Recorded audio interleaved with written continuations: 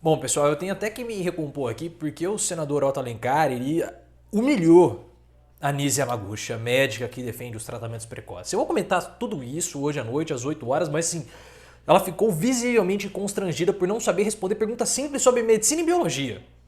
Mas esse é o assunto para hoje à noite. O que eu quero falar agora são duas coisas. A primeira é que os movimentos de rua que aconteceram no sábado irão se repetir. Porque o que aconteceu? Os organizadores dos movimentos, eles querem refazer e já estão conversando novamente. Frentes que puxaram atos contra Bolsonaro se reúnem nesta terça para discutir novas mobilizações. As principais pautas da frente são impeachment do presidente, vacina e auxílio emergencial de R$ 600. O Bolsonaro, pelo que está sendo ventilado nos bastidores, ele está preparando uma medida de R$ 400, o auxílio emergencial, e também um auxílio gás, porque o preço do gás está muito alto e é claro que esse tipo de auxílio já vai ajudar bastante as famílias, o que é bom porque nós temos um aumento enorme do número de miseráveis no país, esses são os dados que foram apresentados recentemente, as pessoas estão passando fome, a situação está crítica, porque os mais afetados pela pandemia foram justamente os trabalhadores, os mais pobres, esses que perderam os empregos, esses que estão tendo dificuldades. Foi aquela pessoa que trabalha no mercadinho, no mercadinho do bairro que fechou por conta do governo, porque o governo demorou para comprar vacina e imunizar a população. Isso tudo nós já sabemos. E são esses trabalhadores que estão organizando os movimentos para saírem nas ruas novamente em uma data oportuna. Tá bom? Porque eles estão sendo os mais afetados. As frentes Povo Sem Medo e Brasil Popular, que agrupam centenas de entidades e encabeçaram as marchas de sábado contra o governo Bolsonaro, farão reuniões nessa terça-feira, ou seja, hoje, para decidir sobre a continuidade das mobilizações. Então isso vai acontecer. As frentes são compostas por partidos de oposição, sindicatos e movimentos sociais.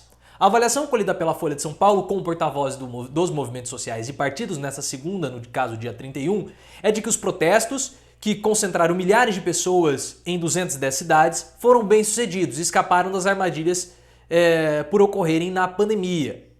Então eles estão querendo fazer novamente. E é o seguinte, pessoal, é importante que a oposição ao Bolsonaro comece a se atentar, porque eu já falei para vocês a respeito da variável mais importante para as eleições de 2022, que é o tempo de luto.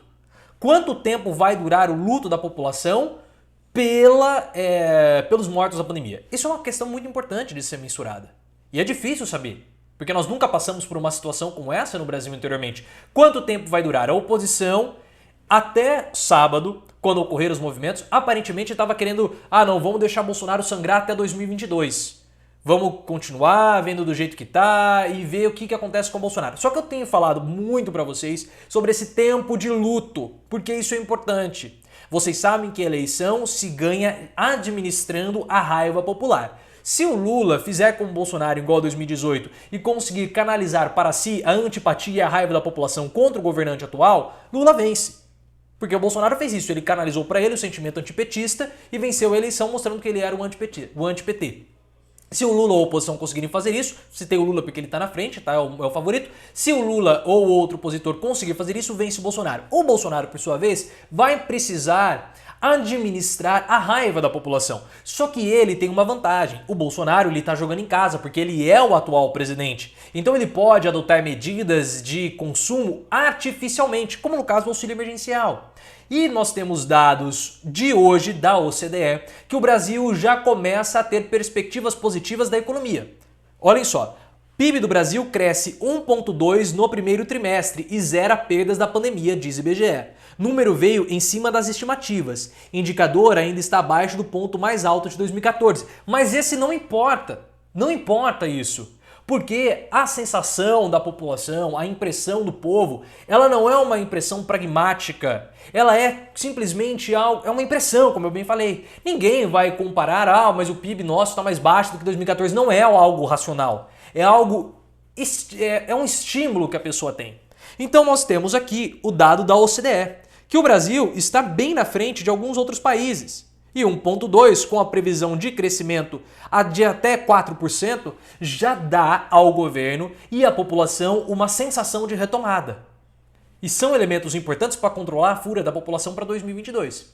Então, se o PIB continuar crescendo, e é bem possível que cresça de modo positivo em 2021, e esses dados vão ser usados em 2022, se o PIB crescer 4% em 2021 e em 2022 o governo, com medidas artificiais de incentivo ao consumo, fizer com que a população comece a consumir, comprar mais produtos, cria uma sensação no povo de que o pior já passou, cria uma sensação de uma retomada no crescimento, cria uma sensação de saída do caos. Olha, 2021 já foi melhor, pelos dados que são mostrados na mídia de crescimento do PIB, crescimento da economia. E a minha percepção, a minha sensação enquanto indivíduo é que eu estou comprando mais, porque eu estou recebendo aqui o auxílio do governo. E isso pode administrar a raiva da população contra o governo. Por isso que eu tenho falado, essa variável do luto é muito importante. O luto da população com relação aos seus mortos vai ser prolongado até 2022 e vai ser maior do que a sensação de retomada da economia em 2022, porque as eleições vão acontecer no ano que vem. Faltam aí 1 ano e 3 meses. É muito tempo, mas muito tempo mesmo.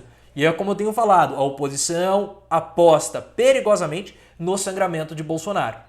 Pode ser que não dê tempo até 2022 de conseguir sangrar Bolsonaro o suficiente. Como eu tenho defendido aqui, se a oposição quiser, ela tem que tirar Bolsonaro imediatamente. Isso do ponto de vista eleitoral.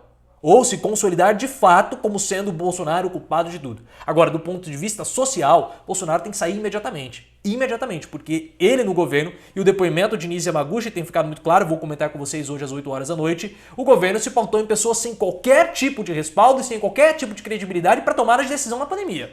Isso é muito sério. Muito, mas muito sério. Enfim, mas é um vídeo para hoje à noite. Eu gostaria de ouvir, saber o caso, a opinião de vocês. Deixem aqui nos comentários. Me sigam no Instagram, canal Profiléu, e no Twitter, @ProfiléuOficial.